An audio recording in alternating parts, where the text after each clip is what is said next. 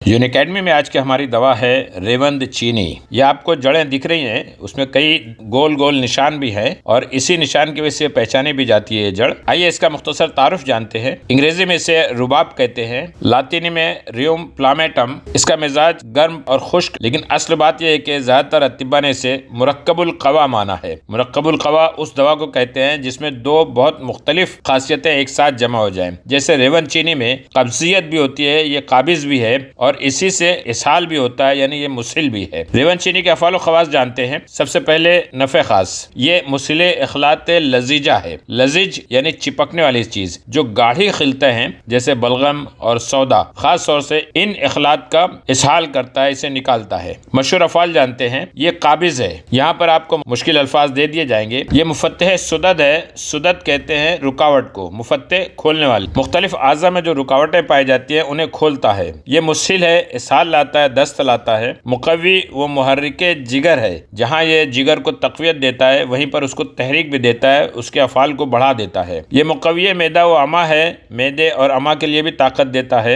ये मुद्दर बौल व हैज़ है, बौल और हैज़ का इदरार करता है, खारिज करता है। जाली है, जिला लाता है, निखार लाता है, बैरूनी तौर से इस्तेमाल करने पर जिला लाता है। ये लाजे है, जहाँ पर लगाई जाती है वहाँ पर सोजिश पैदा हो जाती है। ये कुछ माखज़ हैं, किताबें हैं जिनकी मदद से मैं मेरे वीडियो लेक्चर्स तैयार करता हूँ। एक एक अफाल के बारे में जानते हैं। ये काबिज है यानी एस्ट्रिंजेंट इफेक्ट है इसका। रेवंद चीनी एक अजीब दवा है। ये इसहाल भी लाती है और कब्ज भी पैदा करती है। एक साथ दो मुख्तलिफ खासियतों की वजह से ऐसी दवाओं को मुरक्कबुल कवा कहा जाता है। कम मिकदार में काबिज है, कब्जियत पैदा करती है, इसहाल को रोकती है और ज्यादा मिकदार में ये मुसिल है और कभी तन्हा मुसिल असर रखती है और काबिज अद्विया के साथ कब्ज पैदा करती है। ये खासियत पाई जाती है फाइटोकेमिकल टैनिन की वजह से। मुफत्तह सुदद है, रुकावटों को खोलती है। रेवंद चीनी जिगर, तिहाल और आंतों, खास तौर से इन आज़ा के अंदर मौजूद सुद्दों को, रुकावटों को दूर करती है। यरकान का सुद्दा जो है वो खोलती है, इससे यरकान ठीक होता है। बढ़ी हुई तिल्ली यानी इज़्म तिहाल जो है वो घट जाती है, तहलील हो जाती है। जो फाइटोकेमिकल इसमें काम करता है वो फाइसियन है। ये मुसिल है, पहले इसका शदीद मुसिल असर होता है और खास तौर से गाढ़ी और लेसदार लजीज अखलात को बराह रास्त दस्त के जरिए खारिज कर देता है। हर बलगमी और सफरावी वर्म मुफासिल में भी ये मुफीद है। मादों का क़िवाम मुतदिल करने की अजीब खासियत रेवंद में पाई जाती है। गाढ़ी खिलतों को पतला कर देता है और पतली खिलतों को गाढ़ा कर देता है। इस तरह से वो काबिल अखराज हो जाती हैं और बजरिए दस्त खारिज हो जाती है। इसमें जो फाइटोकेमिकल्स काम करता है रीन है और इमोडिन है। मुसिल खासियत की वजह से काबिली हलेला, गारिकून और एलवे के साथ गोलियां बनाकर देना तनकीय दिमाग करता है। अपने दिमाग से फुजलात को, मादे को खारिज करता है, सफाई करता है और हर किस्म के दर्द सर, शकीका यानी आधा सर, हेमिक्रेनिया जिसे कहा जाता है, माइग्रेन, फालिज, लकवा, कुजाज, टिटेनस, द्वार, चक्कर आना, वहशत और जुनून में फायदा करता है। नज़लात बारदा, सर्दी की वजह से होने वाले नज़ले और कान की जो आवाजें आती हैं आशुब चश्म के लिए जो नज़लात से पैदा होते हैं, उन सब में बहुत नाफे है। ये मुकव्वी व मुहर्रिके जिगर है, लीवर टॉनिक है, मैदे, आंतों और जिगर के सर्द और आराम को, और यरकान से सुद्दी व गैर सुद्दी दोनों किस्म शामिल है। वर्म जिगर, जोफे जिगर, इज़्मुल कबिद, सिगरुल कबिद, इन सारे अमराज में यानी कबिद के सारे अमराज में ये बहुत अच्छी दवा मानी जाती है और जिगर के अक्सर मुरक्कबात में इसे शामिल किया जाता है। खासकर जिगर की कुव्वत जाज़िबा की इस्लाह करती है, सूल कीनिया यानी खून की कमी और हर किस्म के इस्तिस्का, असाइटिस में फायदा करती है। इसमें भी फाइसियन नाम का जो फाइटोकेमिकल है वो काम आता है। ये मुकव्वी मैदा व अमा है। अगर ज्यादा खाने से तुखमा हो जाए यानी खाना मैदे पर रखा हुआ हमेशा महसूस हो तो ऐसे में रेवंद चीनी बहुत नफा करती है। आंतों को फुजलात रद्दिया से पाक कर देती है, उन्हें इसहाल के जरिए खारिज कर देती है। जोफ़े मैदा, मैदे की कमजोरी,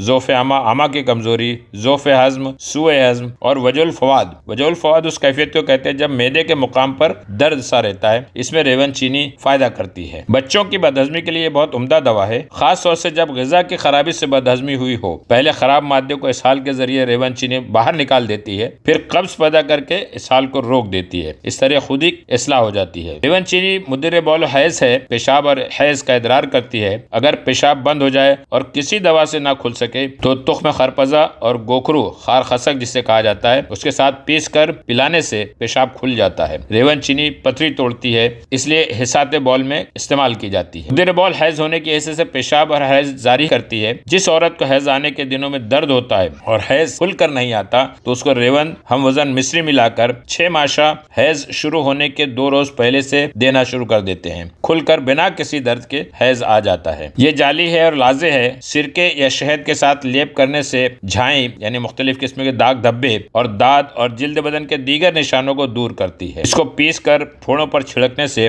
مواد خشک ہو جاتا ہے۔ کچھ دیگر مواقع اور ترکیب استعمال آپ کے سامنے ہے۔ یہ مسکن درد اثر کرتا ہے، درد کو تسکین دیتا ہے۔ ہڈی، پٹھے اور عضلات کے چوٹ میں ریون کا لیپ بنا کر استعمال کرتے ہیں۔ ایسے لیپ سے مقامی درد میں بھی آرام ہو جاتا ہے۔ یہ تریاقی اثر رکھتا ہے۔ ریون چینی سرد زہروں کے لیے فاد زہر کا کام کرتی ہے، تریاق کا کام کرتی ہے، خاص کر بچھو کے زہر کو بہت نافع ہے۔ یہ مقوی دندہ ہے، اس میں بھی مسی ملا کے دانتوں پر ملنے سے دانت صاف اور مضبوط ہوتے ہیں۔ کھانسی کے لیے ریون چینی اس کو خوب باریک پیس کر بیدانے کے لعاب میں گولیاں بنا کر زبان کے نیچے رکھ کر چوستے جائیں تو سردی اور تری سے ہونے والی پرانی کھانسی اور دمہ کو مفید ہے۔ درد سر کے لیے بھی نافع ہے۔ یہ مختصر سے نسخہ ہے، کسی حکیم سے ضرور مشورہ کر کے استعمال کریں۔ اسارہ ریون ایلوا ہر ایک 10 گرام، مستگی رومی 5 گرام، باریک پیس کر گولیاں بقدر دانے مونگ چھوٹی چھوٹی گولیاں بنا لیں۔ بچوں کو ماں کے دودھ میں گھس کر اور بڑوں کو 3 یا 4 گولیاں گرم دودھ سے دیں، دست آ کے درد سر زائل ہو جاتا ہے۔ اور بھی کئی نسخے یہاں آپ کے سامنے ہیں،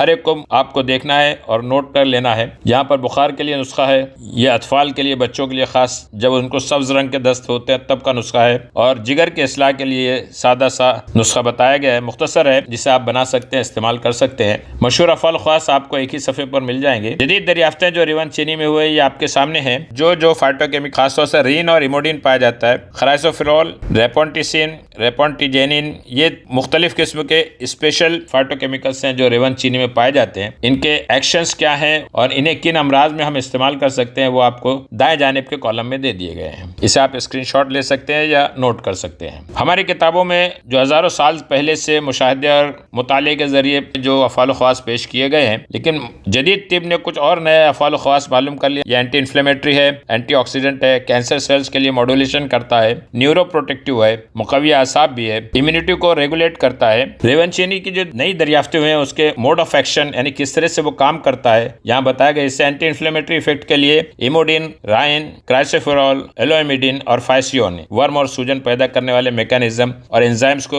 ریون چینی کم کر دیتی ہے، مناعتی نظام کو ریگولیٹ کرتی ہے، جس کے لیے یہی کیمیاوی اجزاء ذمہ دار ہیں۔ اسی لیے سوریاسس جیسے مرض میں بھی ریون چینی فائدہ کرتی ہے۔ اینٹی آکسیڈنٹ ایفیکٹ کے لیے کس طرح سے رین اور اینتھراکوئنون گلائکوسائڈز کام کرتے ہیں، معنی سرطان ایفیکٹ کے لیے کیا فائٹوکیمیکلز ہیں اور کس طرح سے وہ کام کرتے ہیں، معنی اجسام مرضیہ یعنی اینٹی پیتھوجن، بیکٹیریا، فنگس، وائرس، اس پر کس طرح سے کام کرتے ہیں اور کون سے فائٹوکیمیکلز کام کرتے ہیں۔ ہمیشہ کی طرح 10 ریسرچ پیئر ریویوڈ پیپرز ہیں، بہت ہی مستند پیپر ہوتے ہیں، ہر ایک کے ٹائٹلز دیے ہیں اور ہر ایک کی لنک آپ کے سامنے ہے۔ جو دلچسپی رکھتے ہیں ان کی اسٹڈی کر کے مزید معلومات حاصل کر سکتے ہیں۔ ریون چینی کے مرکبات آپ کے سامنے ہیں، صفوف اکسیر جگر، شربت اکسیر جگر اور شربت دینار۔ اس کا مزاج گرم درجہ دوم، خشک درجہ دوم۔ بعض افراد اسے مرکب القوا مانتے ہیں اور یہی درست مانی گئی ہے۔ مقدار خوراک قبض کے لیے 125 ملی گرام سے 250 ملی گرام تک استعمال کریں اور اسہال کے لیے 1 سے 3 گرام استعمال کی جاتی ہے۔ اس کی مضرت یعنی نقصان دہ اثر، کمزوروں کے لیے مسلح قطیرہ استعمال کر سکتے ہیں اور بدل کے طور پر ہم گلے سرخ لے سکتے ہیں۔ یہ تھی ریون چینی کے بارے میں افعال و استعمال کی معلومات۔ آگے ماہیت، پہچان اور دیگر تفصیلات۔ ریون چینی کو انگریزی میں رباب کہتے ہیں، لاطینی میں ریوم پالمیٹم، اردو، مراٹھی، گجراتی، سندھی، سنسکرت اور کشمیری ان تمام زبانوں میں ریون چینی کو ریون چینی ہی کہا جاتا ہے۔ عربی میں راون کہتے ہیں، فارسی میں بیخ رباس، ہندی میں ریوت چینی، بنگالی میں ریون چینی، پشتو میں راوند چینی کہتے ہیں۔ آپ کے علاقے میں ریون چینی کو کیا کہتے ہیں ضرور بتائیے گا۔ بائیں جانب آپ جو تصویر دیکھ رہے ہیں، ایک شخص ریون چینی کے پودے کے پاس کھڑا ہوا ہے۔ آپ غور کیجئے کتنے اونچے اونچے اس کی درمیانی تنا ہے جس میں لال لال کچھ لگے، یہ پھول ہیں اس کے، اور نیچے اس کے پیروں کے پاس پتے ہیں، کتنے بڑے بڑے پتے۔ ایسے ہی ہوتا ہے ریون چینی کا پودا۔ اس کی ماہیت جانتے ہیں۔ ریون چینی ایک پودے کی 3 سے 8 سینٹی میٹر موٹی گانٹھ دار بے قاعدہ کھردری جڑ کا نام ہے۔ ریون چینی کی جڑ ہی استعمال کی جاتی ہے۔ یہ پودے کے بہت سارے اجزاء بیکار جاتے ہیں، کسی کام نہیں آتے۔ یہ ہے آپ کے سامنے ریون چینی کی جڑ، اس کی تراشیں ہیں، کٹی ہوئی جڑ ہے، رنگت زردی माइल भूरी होती है। यही जड़ दवान इस्तेमाल होती है। काटने पर अंदर चमकदार जर्द या नारंगी होती है और मखसूस दायरवी रगें होती हैं। आप अगर गौर करें तो इसके अतराफ में पूरे उसके अंदर इस तरह से दायरे नजर आ रहे हैं, कभी सियाह दायरे, कभी जर्द दायरे। हर रेवन चीनी में इसी तरह आपको दायरवी निशान मिलते हैं। मजा पहले कसेला और फिर तल्ख कड़वा हो जाता है और बू तेज होती है, ना खुशगवार बू होती है। चबाने से थूक का रंग जर्द हो जाता है। यह आपको ताजा जड़ नजर आ रही है जो अभी काटी नहीं गई है। इसका तना सब्जी या सुर्खी माइल होता है, सीधा 1.5 से 2 मीटर ऊंचा उगता है। तने की साख चिकनी, नरम और हमवार होती है। यहाँ आप करीब से देख सकते हैं उसका तना। पत्ते बहुत बड़े बड़े होते हैं, 30 से 70 सेंटीमीटर हथेली नुमा पत्ते होते हैं। आप यहाँ पर देख रहे बड़े बड़े पत्ते नजर आ रहे हैं आपको। पत्ते कई हिस्सों में बटे, नोकीले, ऊपर से खुरदुरे और नीचे हमवार चिकने होते हैं। ये आपको और करीब से बिल्कुल ताजा अभी नया उगने वाला पौधा है ये रेवन चीनी का, लेकिन पत्ते आप देख सकते हैं कितने बड़े बड़े हो गए हैं। ये उसकी बालाई सतह गहरी सब्ज हो जाती है। रगें बहुत वाज़ेह होती है। ये उसकी रगें आप गौर कर सकते हैं कितनी वाज़ेह रगें हैं पत्ते की। छोटे छोटे फूल तने के बालाई सिरे पर गुच्छों में लगते हैं। पहले सब्जी माइल, लेकिन बाद में सफेद और फिर गुलाबी हो जाते हैं। अक्सर मौसम गर्मा में फूल खिलते हैं। ये है उसके गुलाबी फूल, शोख सुर्ख रंग के। उसका तना भी उसी रंगत का हो जाता है। नीचे पत्ते नजर आ रहे हैं आपको, बड़े बड़े पत्ते, खुरदरे से बेतरतीब सतह। ये फूलों का खोशा है, बिल्कुल बालाई सिरे पर लगा हुआ। ये तस्वीर जो आपने देखी थी, इसमें यही खोशे नजर आ रहे हैं। ये फूल का खोशा आप करीब से देख रहे हैं। शुरू में फूल सब्जी माइल होते हैं जो आपको नजर आ रहे हैं। ये फूलों की हालत है, लेकिन जब ये बारआवर हो जाएंगे तो इस तरह से सुर्ख रंग में तब्दील हो जाते हैं। ये एक एक फल है और बहुत करीब से देखने पे ये एक फल उसका नजर आ रहा है। जब फल खुश्क हो जाते हैं तो इस तरह से गहरे ब्राउन कलर के हो जाते हैं और ये बिल्कुल खुश्क और सूखा हुआ फल आपके सामने है। फल 3 कोनों वाले परदार भूरे या सुर्खी माइल खुश्क फल लगते हैं। दरमियान में फल का हिस्सा होता है जिसमें बीज होते हैं और ये परदार हिस्सा है जो बाहर की तरफ होता है, जिसकी वजह से हवा के झोंके से ये फल जब फैल जाता है तो नई जगह पर रेवन चीनी का पौधा उगता है। तुख्म हर फल में 1 सेंटीमीटर से छोटा तिकोना भूरा एक ही बीज होता है। इंडो पाक में भी एक रेवंद पाई जाती है जिसे रेवंद हिंदी कहते हैं। दोनों रेवंद की जाहिरी शक्ल और अफाल में भी फर्क है। ये एक टेबल आपके सामने है जिसमें रेवंद हिंदी है और दूसरी तरफ रेवंद चीनी है। हर तरह का जो फर्क है दोनों में बताया गया है। बहरहाल रेवंद हिंदी से ज्यादा फायदेमंद, अफाल में भी तेज रेवंद चीनी है। ये उसके तिब्बी खुसूसियात जो दोनों में फर्क है, रेवंद हिंदी में, रेवंद चीनी में कौन कौन से अफाल पाए जाते हैं, कौन कौन से फाइटोकेमिकल्स हैं, दोनों में वो भी दिए गए। ये नबाताती खाका है आपका सामने। कटी फटी बड़ी सी पत्तियां होती हैं, खोशों में फूल लगते हैं और जड़ इस तरह से शाखों में और टुकड़ों में गिरहदार होती है। यहाँ पर उसका एक फल बताया गया है। इस्तेमाल होने वाले अज्जा, रेवन चीनी में जड़ ही इस्तेमाल होती है, बाकी फूल पत्ते इस्तेमाल नहीं होते। बाजार में इसी शक्ल सूरत में आपको दस्तयाब मिल जाएगी रेवन चीनी। इंडो पाक में रेवन चीनी नहीं मिलती, बल्कि हिमालय या कश्मीर जैसे इलाकों में रेवन हिंदी उगती है, लेकिन असल जो है चीन में पाई जाती है। कुदरती तौर से तिब्बत, वियतनाम, मंगोलिया और चीन के इलाकों में पाई जाती है। पूरे इलाकों में आपको रेवन चीनी मिल जाएगी और रेवन हिंदी जो है वो भारत में कश्मीर के इलाके में या बालाई इलाके में मिलती है। ये थी रेवन चीनी के ताल्लुक से मालूमात। अगर वीडियो अपलोड करने के बाद कोई तब्दीली की गई या इस्लाह की गई तो आपको पिन कमेंट में बता दिया जाएगा।